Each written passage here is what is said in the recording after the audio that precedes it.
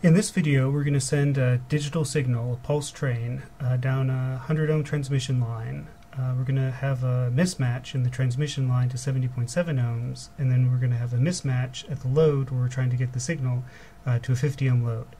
We'll start out with a relatively pristine digital signal coming from our source, and then as soon as it hits this transition, you can see ripples forming on this line.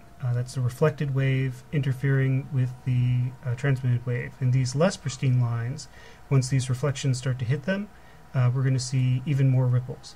So we end up with this digital signal that can cause bit errors if our voltage level that we're transitioning, if we're saying that anything higher than 0.4 volts is a high and anything below that is a low, you could definitely see that we could have some false ones and false zeros coming through this. So if the line was short enough, we wouldn't really see this problem as much for a given speed because you wouldn't have as much of a reflection able to interfere. The reflection wouldn't be able to have enough time to interfere with the transmitted signal. And if we were better matched, then we wouldn't have this problem because the signals would just cleanly go through with no reflections, no interference, no destructive interference.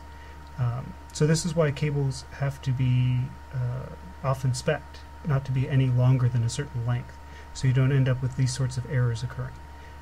This is why USB cables, for example, can't be longer than 5 meters.